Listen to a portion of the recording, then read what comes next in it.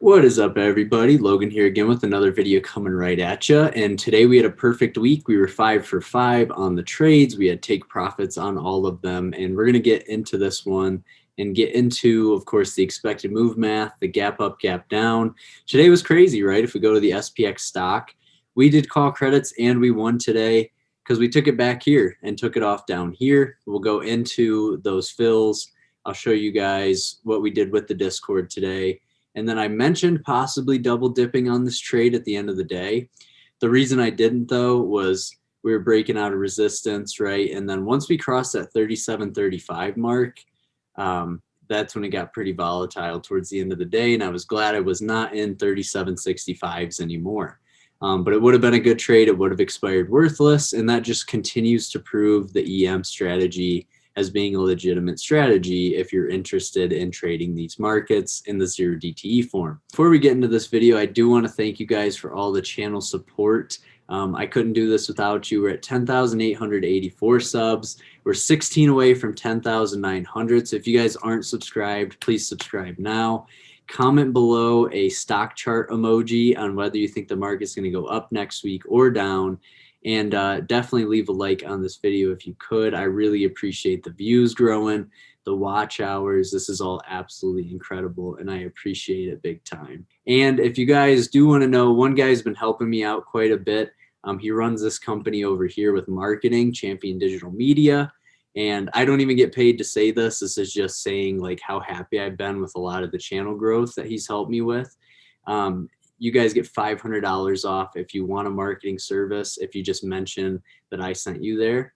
So it's championdigitalmedia.com, and the link will be in the description for that as well. Now that we're at the zero DTE part, you guys can see my trades for the last couple of days. This placed us right outside of the expected move at 37.75 for the 19th. And if we go to the expected move chart, you guys, we post these every day.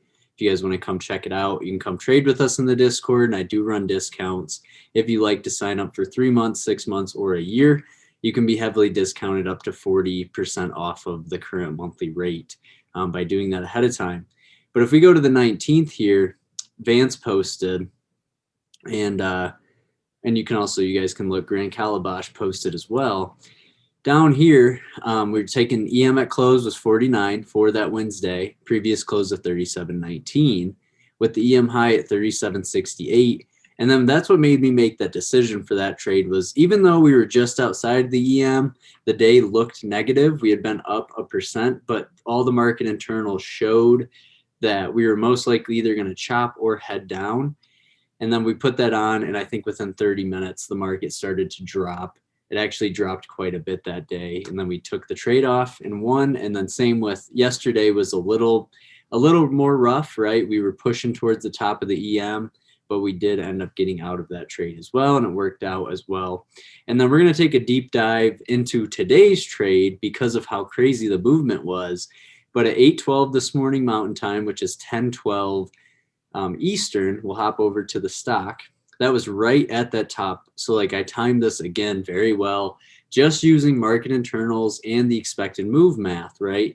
That was showing us, if we go here, if we go all the way back to expected move chart for today, right here, for October 21st, which is today.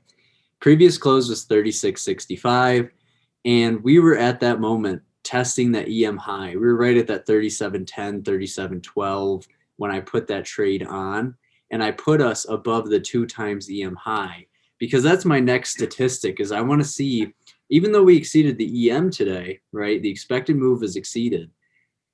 2 times the expected move was not. And it didn't even, it came close, but it didn't exceed it at any point today. We did not breach 37.62 if we were to round that up. So that's another thing that's really interesting is like, I don't know how many days we've had that have exceeded 2 times the expected move, but 3 out of our 5 trades this week were set up beyond the 2 times the expected move, and we didn't even have to think about the trade. So that's my next step is I want to figure out how often does that work, and Vance and I have been going back and forth. And today was OPEX day as well, so you're going to see a little bit more volatility, right, because the options are expiring. You have funds that are moving positions around. The algos are going nuts off that. So we did the CCS today because the market gapped up. Well, it didn't actually gap up, but like pushed up immediately in the morning, and got that on this pullback. About an hour later, we were able to take it off for a 5-cent debit. And then, like I said, we were thinking about double dipping, which is just getting back into the same strikes for the same credit and trying to do it twice, because then we could have collected 80 credit. I didn't feel comfortable on the PCS side today until we end up breaking out of this range. But even at that point, the expected move math is in your favor to the upside, even though it did continue to push up. And like I said, right, what's the expected move math? It is taking this EM close or EM at close and then seeing where your EM high and low is, and then either using these as parameters for entries, or if you get to one or the other, looking at entries right here, which is 2x away from the expected move, whether it's the high or the low. Now, if we go back to the checklist, there wasn't a gap up or a gap down. I think it was maybe 3-4 points down by open, which to me doesn't count as a gap up or a gap down. I also did want to highlight the trade that we took off the other week for a $10 debit that was on the put side. I've talked to a lot of traders. They've told me that counts as a break even in their book. So technically there's still only 2 losses running this, but I will just keep it at 3 because it was a 10-cent debit. Then with the VIX, right? Where was the VIX? The VIX was dropping today. It was down because it was a green day. So that was another thing that I just kept in mind. I want to see where the VIX is, because the VIX tells you where you're going to put your strikes. Because if the VIX is 20 and you're trying to go 2 times the expected move, there's probably no premium there. But when it's where it is now, which is between 30 and 35, you can get a decent chunk of premium being at those strikes that you choose that are, past 2 times the EM high or 1.5 times, or if you were on the put side today, right? The VIX will help guide you and give you a good idea of where can I put my strikes. Did we exceed the expected move yesterday? Nope. And then today we did. So expect Monday, there's a decent shot that if we exceed it, that it gets exceeded again the next trading day. So whether that's in this bear market, at least currently, I could take you to the TLS chart as well, show you guys the indicators, how I use that today. Position sizing, like I said, 6% is like my average on my portfolio for taking these trades, because if you get a 10% return on 6%, that grows your account 0.6%. Do that 5 days a week and you can grow your account 3% in a week, right? Sounds crazy, but it's totally doable, and you're not even margining very much of your account off, right? Like you could literally sit the rest of your account in cash and still grow at 3% that week. Trade timing, like I said, we were taking a look at it this morning. This was a big run of about, 55 points right out of the gate. And you could see the internals at that point, which I'll pull up in a little bit on TOS. The market got a little more laid back, and we started to push towards those resistance zones. So that was a good point for me to take a call credit.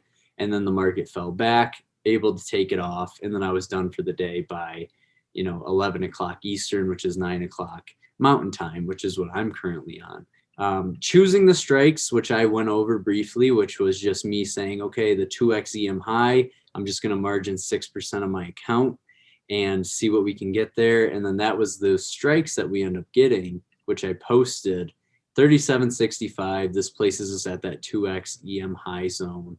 And then back, I did end up calling that close order out. If we go all the way back in the chat, got to go back, far back.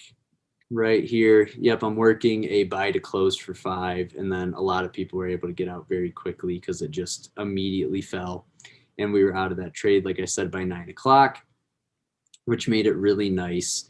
And just to show you guys, my mindset going into these, and then for management purposes, because that's a big question I get, is risk management. Number one, I start with such a small amount of my account margined off to 0 DTE, because I understand that if you are somebody who puts 20% of your account or 30 or 40% of your account into a single trade, it's not whether you're going to win or lose.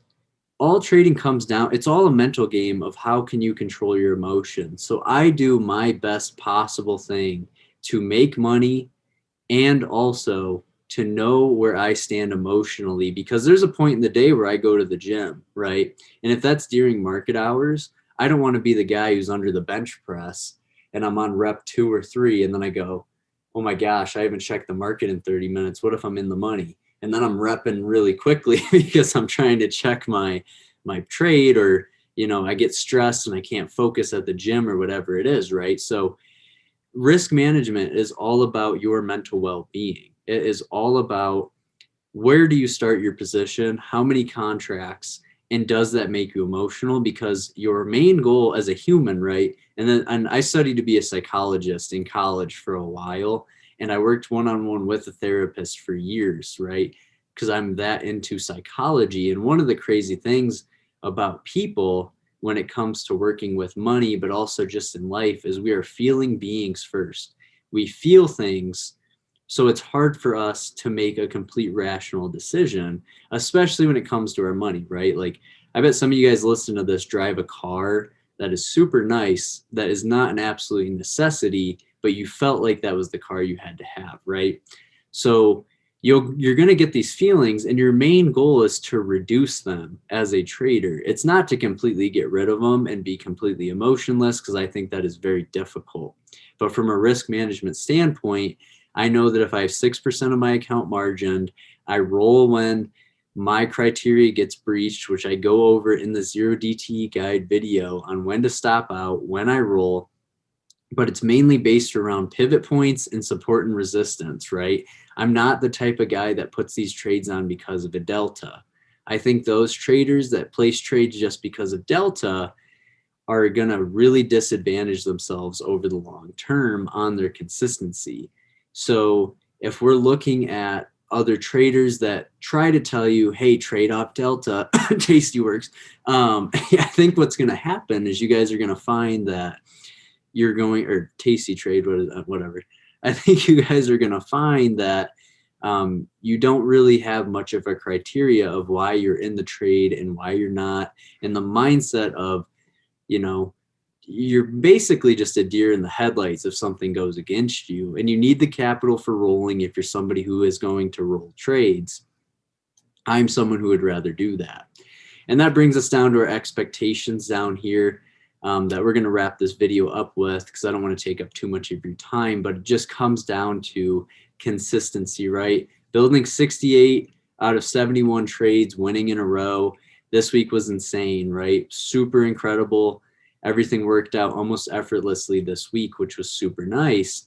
Being able to build something like that is because every day I set my expectations with a goal, and I'll show you guys a sizing chart coming next week that I want to show on the channel.